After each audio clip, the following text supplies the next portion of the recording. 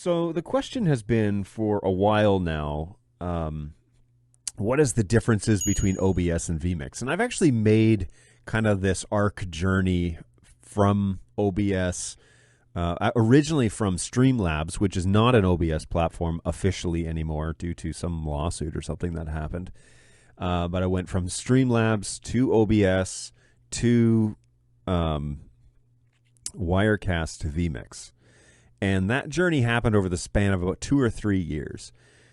Way back when I started running support for BirdDog, this was back in 2019, 2020, somewhere in there, I started up a show because people really wanted me to call them.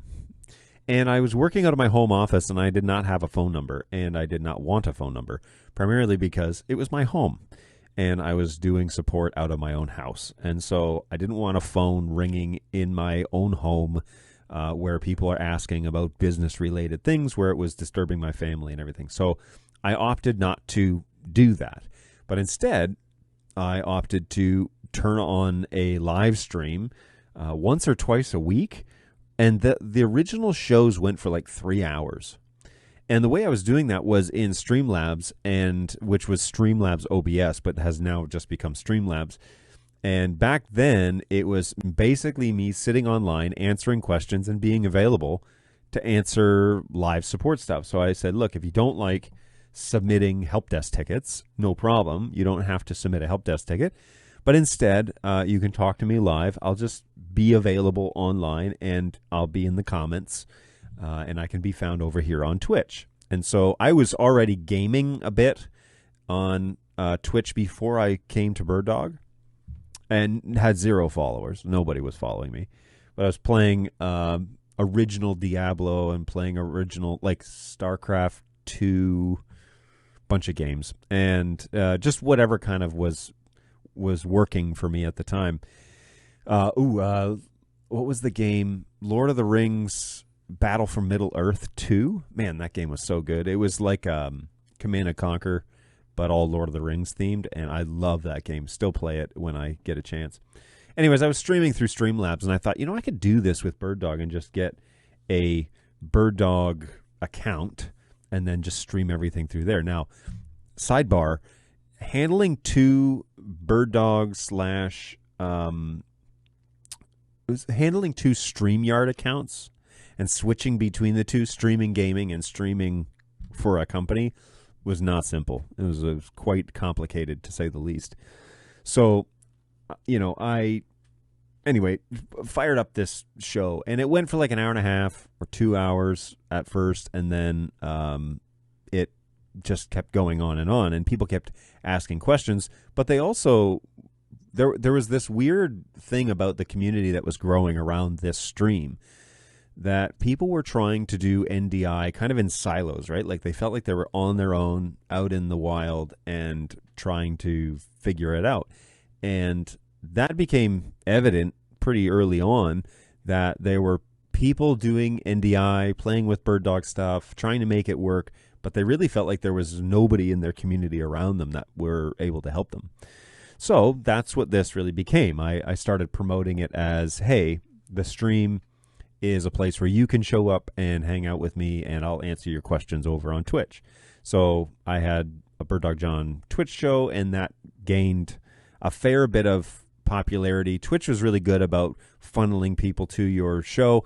It wasn't for everybody, but I think by the time I officially stopped streaming exclusively to Twitch, it was around like 300 followers, which was not too bad for this style of show. So Streamlabs opened up plenty of opportunities. It's a fairly straightforward streaming service, and I can't remember if it was ingesting NDI natively or not. I don't think it was. I think I was having to convert that over with like a studio. So I had a camera, and I was converting it into basically just I had a Canon camera, and I was just converting that into a usable stream and talking to people through Canon. So you may still be able to find, I don't know if they're still out there or not, you may still be able to find original videos of me standing in my office at my standing desk doing training videos and in particular, some of the older ones, again, in like 2020 era, and look for ones about like Studio and Mini. Those videos are probably still out there because they're still relevant, because we haven't really updated those devices since back then. So really interesting to run the show, and we found out that there was a fair bit of interest. I found out there was a fair bit of interest of people just wanting to chat about NDI and the industry and what was happening. So I was running StreamYard, but the issue that I ran into was it wasn't ingesting NDI natively. And I did know of a plugin for OBS that Streamlabs, my apologies, I use StreamYard, Streamlabs, wasn't ingesting NDI natively. And so I switched over to OBS Studios, which is an open source platform. And back then, there was a plugin that you could use that would allow for NDI to actually be ingested directly too. So as I was receiving products to use and test, and as the camera line, for example, the P200 camera line came online shortly there in the 2000 realm, and became very popular, and then the P100 shortly thereafter, I was using those cameras in my office. And so then I had a couple of angles, and the primary camera was still actually my Canon camera, but I had I think I had a P100 on my desk for a while, and then a 200 that was kind of up on an angle, giving a secondary shot. And that worked really well. And OBS would bring those signals in all natively, which was nice.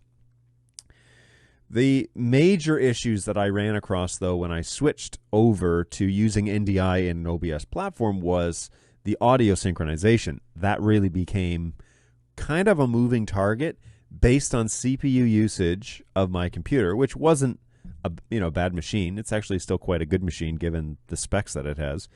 And the level of NDI integration. So I had two signals on the network. I didn't have a very sophisticated network. However, at the time, BirdDog had bought me a Unify switch and I think a small gateway. Yeah, like it was like one of the square gateways.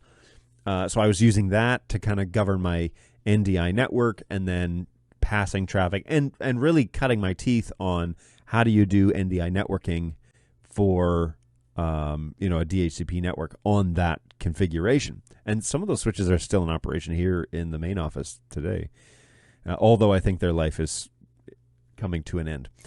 So I had set up this little DHCP network, had my devices on there, and was ingesting these things into OBS. I used that in through 2021, and we moved into this office. I think we signed a lease in this office in, was it January 21? I think it was, yeah. And so January of 2021, we signed a lease, and I was using OBS when we came to this studio. And this room became the official studio for this show, but also for our training videos and things like that. And we started actually producing a fair bit of stuff out of this, from this desk. And in February of that year, I think February of 21, I had a visit from Dan, and who else was here? Maybe it was just Dan that time. And I did an interview with him here in this studio, in this room. And the issue I was having, so we had bought a little different computer, actually this one that I'm using right now, which is also about to get upgraded. This one that I was using right now was running OBS Studios, and so OBS is free, by the way. It's open source, which is kind of the nice thing about it, is because it doesn't cost you anything. The problem is that there's very little support in terms of there's no one you can call if something goes wrong, and it's really up to you to make sure that it works well, which is part of the issue with open source stuff. Is there's nobody that you can actually ask for help other than Reddit, which is fairly responsive, by the way. I'm not downplaying that at all. The Reddit community is actually fairly robust when it comes to OBS. But what do you do when things go south? And I was having issues. I was having performance problems. For example, screen capture into OBS, which is a natural thing that OBS doesn't need NDI. But screen capture plus two cameras and an output basically going up, streaming up to YouTube at the time, or Twitch at the time, it just wasn't consistent. I wasn't able to do it, and I needed to lighten the load of make sure that the resources were balanced correctly. So OBS, I had that interview with Dan, and man, it was rough. It was not good. It wasn't smooth. It wasn't going up to Twitch very evenly. And I think around then I was flirting with Restream at the time, and so we're playing around with some additional services. You know, sending one stream up. What I was doing was I was connecting to multiple streaming services. So I was streaming over to YouTube and to Twitch and to a few other things, and that was overloading the CPU. Plus, I was bringing in a few NDI cameras, which was overloading the CPU. Plus, I was doing screen capture, which was overloading the CPU. And I was getting drop frames, getting performance issues, all sorts of things. And so I quickly outgrew OBS when I started actually embracing the abilities of NDI. And I needed to do something a little bit more stable. And a friend that I had at Telstream at the time basically sent me a version of Wirecast that I could use and try out and see how it works. Now, Wirecast is laid out differently than OBS is. OBS, you build the scenes that you want, and then you fire those scenes, and you can see them. Now, that's basically what this is with vMix, is that I'm building different camera angles and scenes, and I'm outputting those channels. Now, I'll get into that in a minute with vMix. But Wirecast was more about layers, where you would have, you know, your items would be layered on top of each other, and you could choose how you wanted to do that. But if I had like a still image, if I turned that layer on and it was above a camera image, the still image would be shown on top of the camera, and you wouldn't be able to see my camera. And it's just a workflow thing. It's not really a good or bad. It's just how your brain is wired. And I think I said this when I switched over to vMix. Actually, I'm certain I did. When I just said, look, there is a place and a time for all of these items. If you need free software, OBS and Streamlabs can help you get the job done. But if you need something that's a little bit more geared to like specific broadcast or stream, you probably want to look for a paid solution. And there are two avenues that you can go down.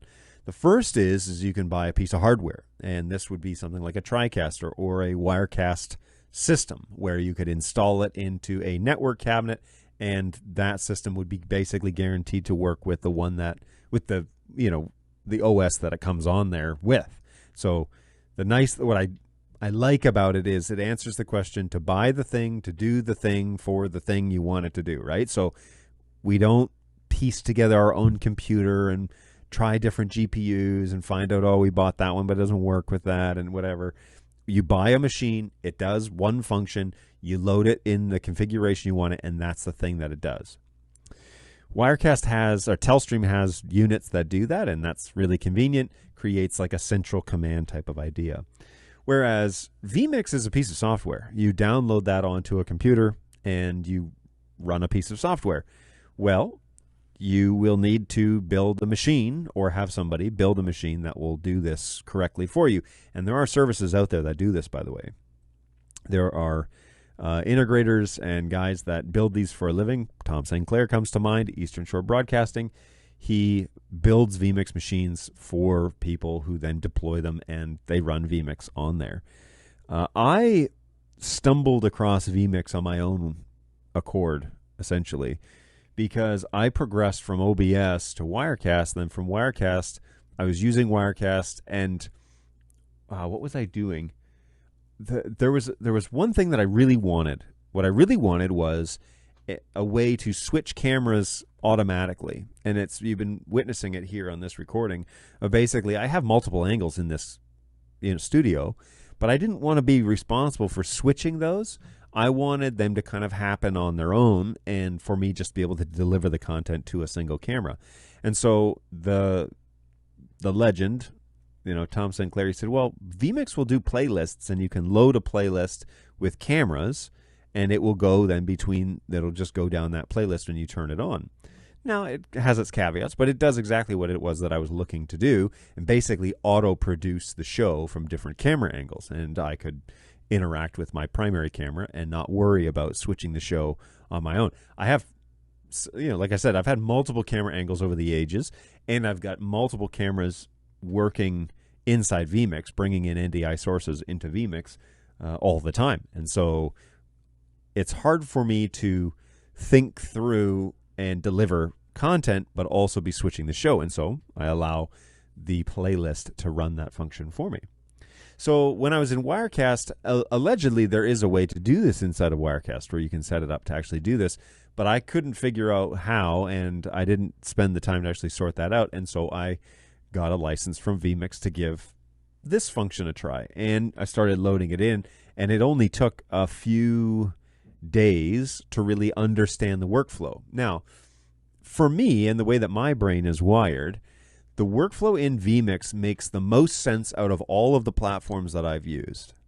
Okay, I kind of like the Wirecast one where you can build these layers, and you don't have to necessarily worry about the audio, having a trigger on every single input like I do here in vMix, because it's just on one layer of the greater grand scheme of things, and you can just change the cameras as you want or change the video input and leave the audio layer as is. But what I didn't care for is I actually wanted to create triggers based on what it was that I was showing. And so if I wanted to play a sound effect when I went to a screen share, I could just load that in as a trigger and it would do that. And over some time, I figured out how to easily implement that. I also learned pretty quickly on that vMix is tightly knit with MIDI commands, meaning that you can have an X keys device and associate keystrokes with doing, obviously, custom tasks. And so I've had an X keys for quite a while. I also have a Stream Deck, which also has that function inside of Companion. It's just not the same. Not inside of Companion, inside the actual Stream Deck software. It's just not really necessarily the same. It is actually a keystroke, based function, and so I can call different cameras. But I actually like the X keys integration better than that. And I use the Stream Deck for, like a soundboard, basically, if I need to do effects or I need to turn the music on or off or whatever, or cough button. It's all on there as like a simple computerized interface. But I actually like the X keys for the vMix functionality of of how I interact with vMix a lot easier. Mostly because I can emulate the whole preview and program quick buttons that most command consoles have. So I can I've set that up myself. But then the bottom row of buttons I can set up as whatever it is that I want it to do. So I can cut between different cameras. I can call a camera and cut and do it pretty much without looking. And that is extremely convenient for me and the way that my brain produces a show. Now, here's the thing about this entire conversation that you really do need to understand. It is really up to how you work. All right, I can tell you right here, I can say this is the way that you should be doing it. But it is one of those subjective, creative elements in the technical world about producing a show that you have to decide on your own. And this goes back to that thing that I was speaking about before the show started in the prelude, where I said, be sure that you define the target a fair bit. Think through what it is that you want to produce and what the end goal is in the immediate future. And then define it well enough, and then think through how it is that I actually want to produce this. One of the main goals of this show is for me to do it without needing other people to help me with it. Because although I have a support team, newsflash, they're all really busy doing their job. And I've given them jobs to do, and BirdDog has given them jobs to do, and they're all doing those things as they should be doing. What I don't want to do is also then pull somebody off of their task and have them produce it because this became too big. I need a piece of software that can integrate to where I can have commands, control, I can have the inputs I need, I can demonstrate the stuff that I need, all basically by myself.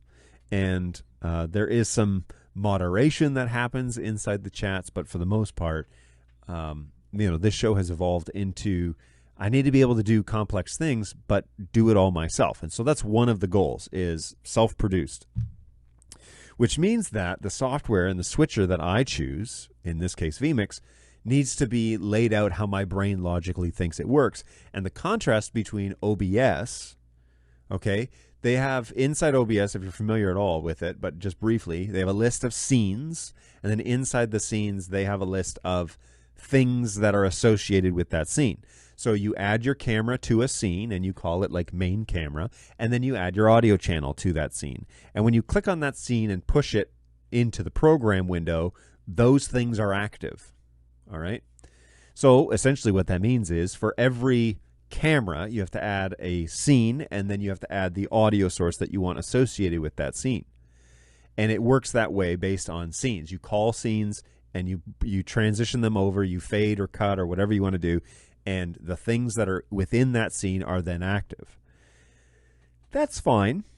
It takes a fair bit of ironing out. I'll put it that way. It takes a fair bit of logically thinking through, when I go to this shot, I need these things happening, okay? So, for example, what if you need to play music in the background, or what if you need to show a video that's being shown to the audience, or all of that? Well, you need these microphones to be muted, but you need the audio coming in from the computer. That's a different scene layout, right? Okay, now fast forward to Wirecast. Wirecast is built on these layers, which is kind of nice because you can have an audio layer on the bottom. Then you can have your video layer, and then you can have your overlays. So anything that's in the overlay will obviously take precedence, but you can leave the microphone on regardless of what overlay or regardless of what's happening on the higher layers. Okay, so this isn't basically building scenes, but it's building these layers where you can control which audio inputs, which camera angles, and then which overlays are all happening. And you can organize that how you want. But in my brain, that didn't really map out naturally. That wasn't really the way that I naturally thought of how do I get things to an output. And so I stumbled upon, I didn't stumble upon, I was well versed in what vMix was, but my friend Tom Sinclair suggested and advocated that perhaps you should give it one more real think through and play around with it a little bit. So I started building my outputs as I thought they should be. Now, vMix is broken up into inputs, and then into you have a bit of a soundboard. All right, so you can add audio sources, but then they show up in your audio mixer. Now, this is not a how to use vMix tutorial. This is how my brain produces this end result show. Okay, that's what we're up to here. I'm telling you how it is that my brain maps out for a self-produced show.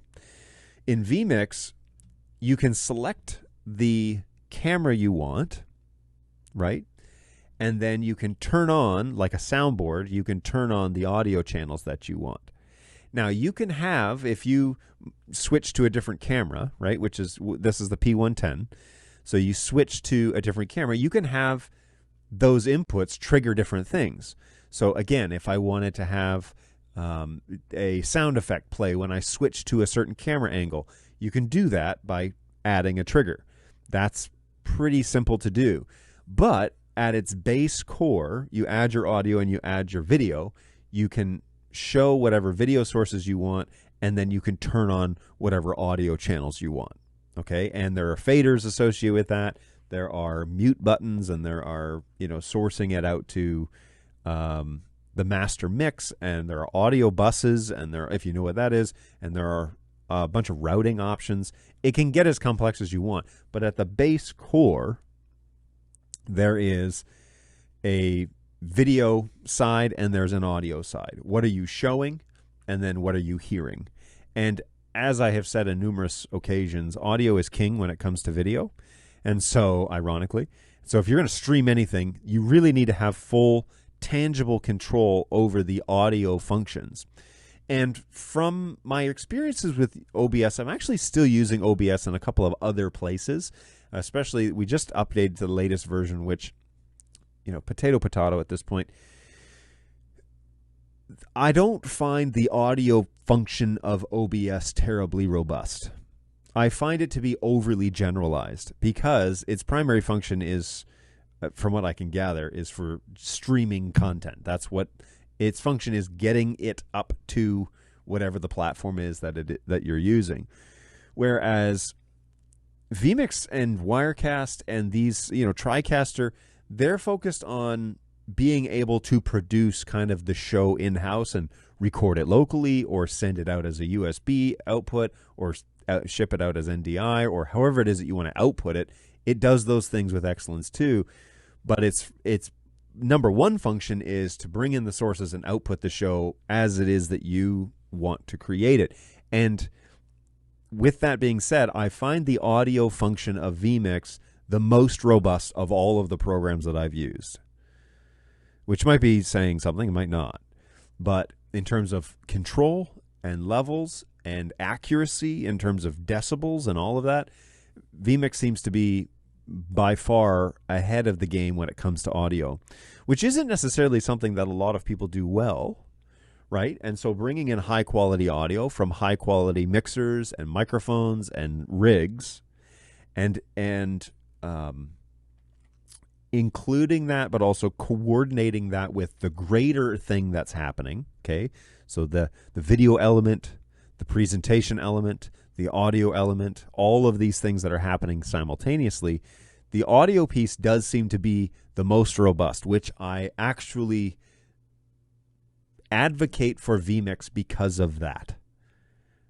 Okay, there are lots of video switching platforms out there, but vMix does audio really well, from what I can tell. And for that reason, because audio is king in the streaming world, okay, audio is first. Remember the rule. People will watch a poor video if the audio is crystal clear. But people will not watch a crystal clear video if the audio is poor. If it sounds like garbage, people are not going to watch it. And so audio is king, video is second, okay? And then how you actually have your studio set up and all that, that's kind of adds to the, it creates some sense of ambience. And so, you know, it adds to the overall acceptability of the stream. But people will listen to great audio for far longer than they will watch a poor video. And that is, without a doubt, I don't find anybody that disputes that. Yeah, they'll watch poor video with great audio. So vMix seems to do audio, as far as I'm concerned, they do it the best when it comes to actually having a mixer. Now, I'm not a huge fan of the way they display it, but I think they're doing what they can with the layout they have. I've seen vMix for all the years that I have been in the streaming world. I don't know vMix to look different than how it's always looked now. You know, like it hasn't had an interface overhaul, and I think they safely do that to not ruffle feathers, because whenever you change interface, even when we updated to the NDI 5 interface, there were people that complained about like, oh, now I don't know where anything is, and it's literally the exact same tabs and labels. They're just not on top, they're on the side. Like, it's hard to get lost, but people complained. And I think vMix is sticking with something that's been working for them for a very long time. And the piece I don't know, actually, and this is one of those terrible situations where I don't know how to make it better. I just find that the scrolling up and down, because I got a lot of audio sources, the scrolling up and down just isn't very intuitive. And so, and also, I have noticed that if you use, so I scroll up and down with a mouse, right? With the mouse scroll button. If you scroll on the gray background area, it doesn't scroll up and down. But if you scroll on the audio sources, it does, which is like, it should just do it for the whole window. It shouldn't be specific to you needing to be hovering over an audio source in order to scroll up and down through all audio sources. But anyways, I digress. I do think, however, in terms of manipulation and in terms of filters and effects and compression and all that, vMix does a pretty good stab at getting it correct. For what it is and for the price that it is, I don't think that you can beat that, the functionality of the audio. Now, there is a question that has been asked about, well, wow, even better than TriCaster. I think value for money, yes. I think if you're to get into the TriCaster realm, you're not even talking about, you know, the comparability of these two functioning programs, because remember, TriCaster is a premium broadcast standard product, whereas vMix is available at a really low price point. And the fact that it does audio this well really does outclass the other options in the market. And so, I really think they did it correctly. I think that that's one of the highly redeeming qualities of vMix, is that they do audio correctly, and they've clearly put a lot of effort into it to make it right. And so that I highly approve. Now, kind of trying to wrap this up here, and then I'll take your questions after. But to kind of bring this full circle, vMix, like I said earlier, okay, vMix has its place. And so does Wirecast, and so does OBS, and so does Streamlabs. Those streaming, and so does TriCaster. They have their respective places. Where you land and what you need and what your resources are and what that defined goal is that we talked about, the answers to those questions will really dictate where it is you land. And so I cannot come on here and say everybody needs to buy vMix, or everybody needs to buy a TriCaster, or nobody should be using anything but OBS. Like, if that's a really naive way of thinking about streaming, mostly because vMix is great, but it has its place, and it's not for everybody. It is for a lot of uses. I promise you that. And I was not a huge fan of it when I first came on, and I was converted, and now I'm a huge advocate for it, because it does do everything that I need it to do. There are folks that say, oh, well, you could use, Wirecast, you could get it to set up and do it that way, or you could set up OBS to do that. It's like, yes, I could. But in terms of being intuitive, the way that my brain is wired, what it is that I want to produce, the end result of the show, that definitely needs to all be taken into consideration. And I think of all of the items that I have attempted to use, all of the streaming platforms I've attempted to use over the ages, I think vMix hits the most buttons that I need to do what it is that I need to do. And so OBS was great. It was CPU heavy. It was really limited in terms of bringing in multiple camera angles, doing any sort of automation. It was pretty rough when it came to audio mixing. Pretty rough. Even the latest version of OBS still isn't great when it comes to audio. Wirecast had its place, and I actually enjoyed using Wirecast a fair bit. It was a different way of achieving the end result, but it wasn't it wasn't bad. It worked really well for what it is that I wanted to do.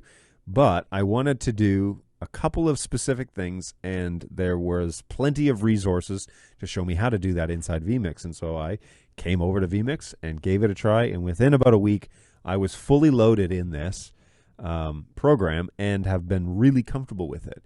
Now, the bonus material here is, I think one of the things that makes vMix great is the fact that you can integrate it with X keys or MIDI command style keyboards. And you can really make it your own and make it work perfectly for you as the producer, if you integrate a product like that. Because then it's not this business of keyboard and mouse and hunting and clicking and whatever. Where vMix really shines is setting up shortcuts to execute complicated commands quickly. And so if you want to cut between cameras, if you want to fade between cameras, you can give all of those items commands to do. And you can even have enable cough button and mute audio, which I know that I didn't say anything, but you can mute audio fairly easy just by a click of a button. You can route audio through these things. I think that is what makes vMix very usable, because it doesn't become, here is the program that everybody should use. It becomes, here's a program, now customize the crap out of it so that it works perfectly at your fingertips. And quite frankly, I could run this whole show without this keyboard. I don't need it. I need the mouse and I need my X keys, and I could do it. And if I had the 80 button X keys, I could probably get rid of the keyboard entirely. That, I think, is what really makes vMix super versatile, is that they make those shortcut commands very available, very easy to understand. You play around with it for an afternoon, and you pretty much can map it all out. I really like the X Keys platform for that purpose, and I just so happened to own one personally, and so I brought it in and used that. I have integrated Stream Deck. It's okay, but it's just, I don't know, I actually don't find it as nice as the X keys, and so I use them both. It integrates audio really well. vMix does that really well. It integrates NDI natively, so you don't need plugins, OBS plugins or runtime updates.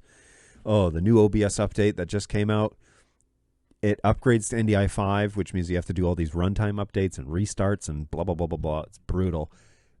You don't have to do that with vMix. vMix allows you to integrate NDI natively, and it outputs NDI natively, and it doesn't completely destroy your CPU. It also allows for GPU integration, which is huge when it comes to processing power. So if you have a halfway decent GPU, you can offload processes to that, or offload all the other processes to that and just let vMix run on the CPU. It's great for resource management. It's great for audio. It does great NDI integration, and it just seems overall to do exactly what it is that I need it to do.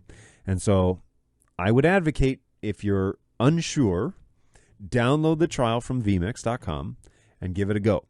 I have been slowly converting a few of the congregations that I work with, converting them over to vMix just to give them the versatility of this type of system, but also for the usability and ease of training volunteers.